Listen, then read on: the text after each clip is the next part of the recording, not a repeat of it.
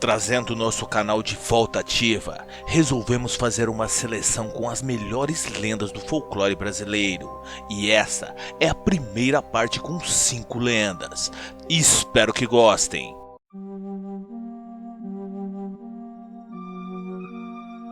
Reza a lenda que em meio à floresta amazônica, quando é época de festa junina, um boto cor-de-rosa sai das profundezas dos rios da região durante uma noite estrelada. Mas o que era uma cauda com barbatana, agora são pés viscosos de um ser que aos poucos vai se transformando na imagem de um humano.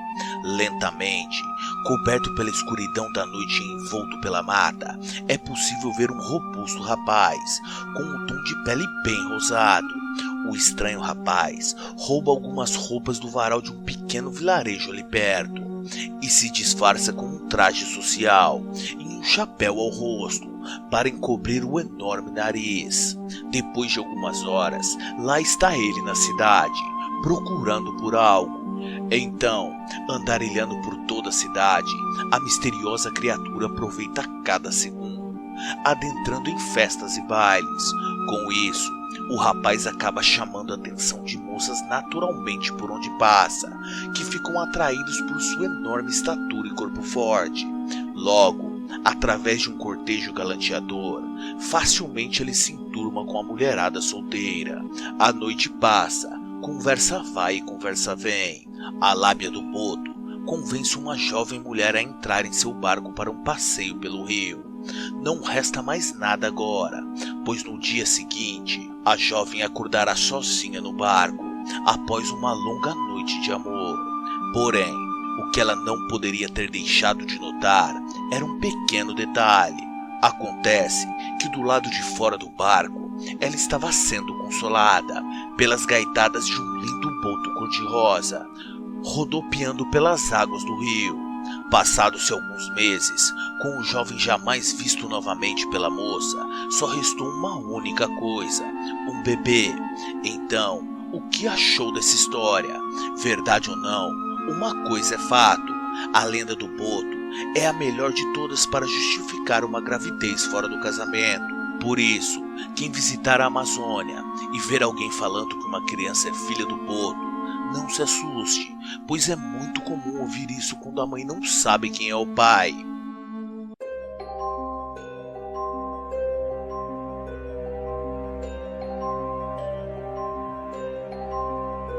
O corpo seco é uma assombração cuja lenda é relativamente recente, data de meados do século XX e é contada principalmente no interior de São Paulo.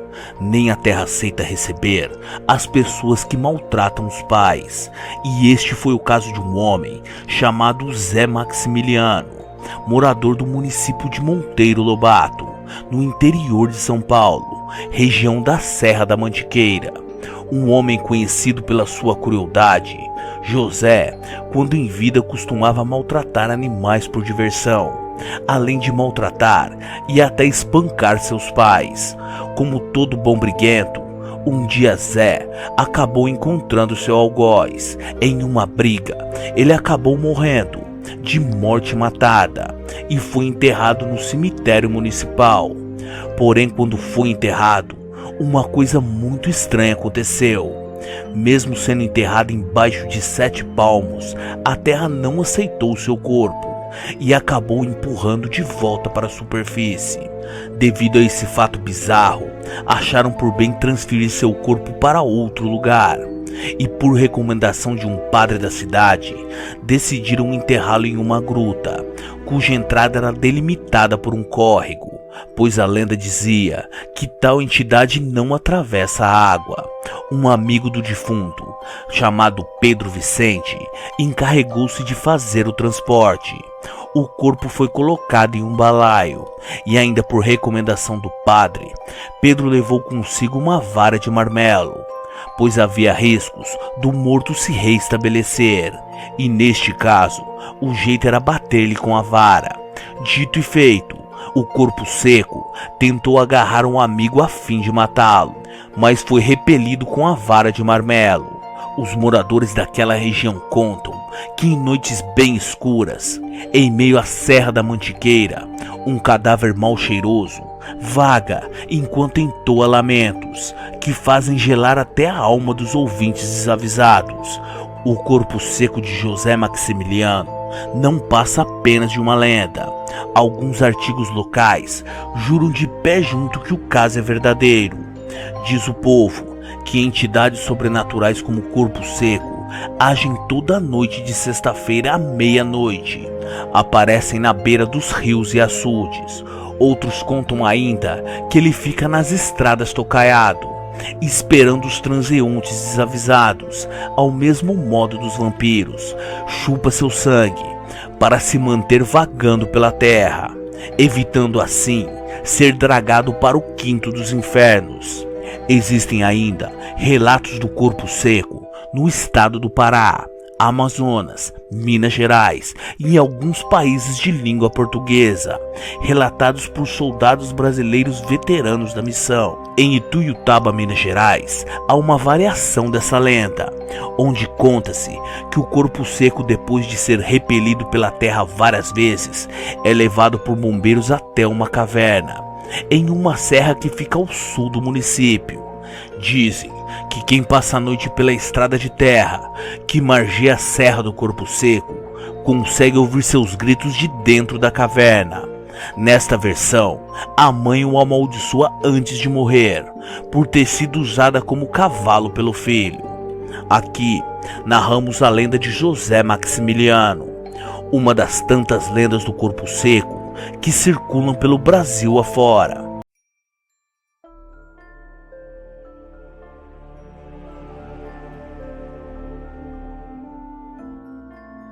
A pequena cidade de Dois Córregos, no interior de São Paulo, é uma das cidades que ainda preservam suas lendas. São inúmeras histórias que despertam o imaginário da população e aterrorizam grande parte dos moradores.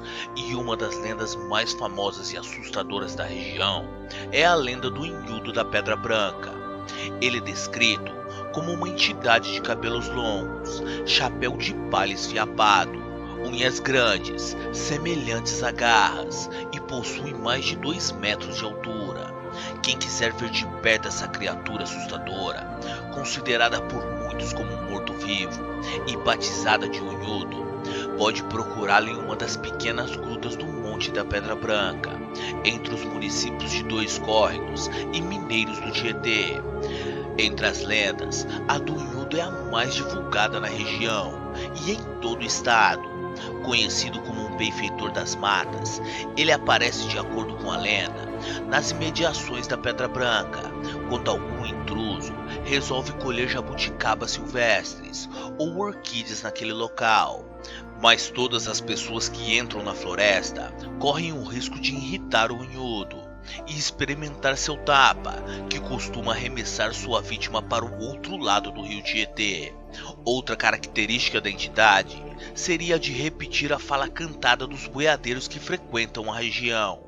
Na hora de tocar os bois, diz a lenda que quando o boiadeiro gritava "Ô boi", o Unhudo repetia, como se fosse um eco. Um dos causos contados na cidade é o do lavrador chamado Zé Ramos, segundo seu filho Neguito Ramos, que mora na zona urbana de Dois Córregos. Certa vez seu pai entrou na mata da Pedra Branca para catar jabuticabas silvestres. Quando ele estava no alto de uma jabuticabeira, ouviu uma voz rouca que lhe disse assim: "Moço, essa fruteira está reservada para mim." O pai, muito assustado, percebeu que não estava diante de um ser humano, e sim de uma entidade perigosa. Zé Ramos sacou sua garrucha e deu 2 tiros no peito do Unhudo. As balas atravessaram o fantasma sem fazer nenhum estrago. No mesmo instante, Zé Ramos foi atingido por um tapa do morto-vivo, perdendo os sentidos. 2 dias depois, o lavrador foi achado no bairro de Contendas, que fica próximo do loteamento do Semar, nas margens do rio Tietê. De acordo com o filho de Zé Ramos, depois do episódio, o pai nunca mais foi o mesmo, se tornou um homem abatido, tanto que a palavra Unhudo passou a ser evitada em sua casa. pois toda vez que isso acontecia, ele se emocionava e caía em lágrimas. Outra aparição do Inhodo aconteceu nos anos 2000, na beira do rio Tietê, mais exatamente na fazenda Água Vermelha. O pescador Pacílio Inácio Cardoso, conhecido como Cardozinho, segundo ele mesmo nos contou, em uma tarde decidiu ir colher orquídeas na mata do Monte da Pedra Branca. Dois amigos o acompanharam e ficaram na beira da mata desafiando o Inhodo, enquanto ele entrou sozinho. O Inhodo teria saído de um buraco existente na pedra e o agrediu por trás. Ele lembra que antes de ser atacado, percebeu que não estava sozinho no mato, mas não teve tempo de virar seu corpo e nem viu o Inhodo, pois tomou um tapa tão forte nas costas que o jogou violentamente no chão e ele sofreu uma fratura exposta no braço direito. Seus gritos de socorro levaram os amigos até o local e ele foi encaminhado para a Santa Casa de Jaú, onde foi submetido a uma cirurgia.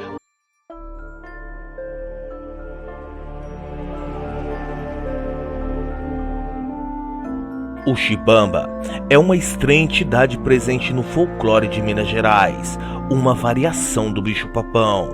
A lenda conta que ele surge para assombrar e assustar as crianças que teimam com seus pais e choram na hora de dormir.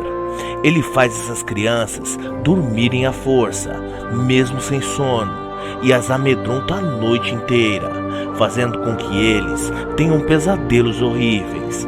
Dizem que ele é o espírito de uma bananeira e por isso ele veste uma longa esteira de folhas de bananeira. Ele dança de forma compassada enquanto caminha, rodopiando e fazendo um som, como se fosse o ronco de um porco. A lenda do Xibamba teve sua origem na África e chegou ao Brasil por intermédio dos navios africanos. Estes se vestiam com folhas de bananeira e usavam máscaras assustadoras em vários de seus rituais, como pesca, caça, colheita, rituais religiosos e inclusive cerimônias de casamento. Os figurantes simbolizavam a reencarnação dos seus antepassados, que ora os visitavam para abençoar suas festas. Os africanos se apresentavam em seus terreiros festivos, onde as amas pretas de leite cuidavam dos bebês e também das crianças brancas, e assim se deu a origem do Xibamba, como uma criatura assustadora. Era uma oportunidade brilhante para mostrar às crianças que aqueles figurantes caracterizados de monstros cobertos por folhas e mascarados, como sendo uma entidade que viria atormentá-los se não quisessem dormir. Iara é uma das lendas mais conhecidas do nosso folclore. Ela também é conhecida como Mãe das Águas em algumas regiões. Sua lenda é de origem indígena e vem da região amazônica e do norte do país. Iara é descrita como uma linda sereia que vive nas águas do rio Amazonas. Sua pele é morena, seus cabelos são longos e negros e seus olhos são lindos e castanhos. Iara tem hábito de tomar banho na beira do rio e neste momento ela canta uma linda e irresistível canção, e qualquer homem que escute sua canção ou veja sua beleza não conseguirá resistir a seus encantos e acabará por pular dentro do rio. Ela tem o poder de cegar qualquer um que admire sua beleza, e assim ela acaba levando os homens para o fundo do rio. Os índios acreditam tanto em seu poder e têm tanto medo desta lenda que evitam passar perto de lagos e rios no final da tarde. Segundo a lenda, Iara era uma índia guerreira e a melhor e mais valente de sua tribo, e por este motivo recebia muitos elogios de seu pai, que também era o pajé desta tribo. Os irmãos de Iara tinham muita inveja dela e certa noite, enquanto ela dormia, resolveram matá-la. Porém, Iara possuía uma audição fora do comum e acabou escutando quando eles chegaram e matou seus irmãos. Iara ficou com tanto medo do castigo de seu pai que resolveu fugir. Porém, seu pai ordenou buscas e ela acabou sendo encontrada. E como castigo pela morte de seus irmãos, ele mandou que jogassem a pobre índia no fundo do rio. No encontro entre as águas do Rio Negro e Solimões, os peixes do rio resolveram salvar aquela linda jovem e a transformar em uma linda sereia. E desde então, Yara habita os rios amazônicos, sempre à espreita, conquistando homens e os levando à morte afogados no fundo do rio. Acredita-se que se um homem conseguir escapar de seus encantos, ele ficará louco e somente um pajé será capaz de curá-lo. E espero que tenham gostado demais dessa lenda. E se você gostou, deixe o seu like e compartilhe nosso vídeo com seus amigos. Isso ajuda muito no crescimento do canal. E se tem algum vídeo que você gostaria de ver em nosso canal, é só deixar nos comentários. Ele poderá ser o tema de nossos próximos vídeos. E se ainda não é um sobrenatural, inscreva-se e não perca os nossos próximos vídeos. Um muito obrigado a todos vocês que nos acompanham e até o nosso próximo vídeo.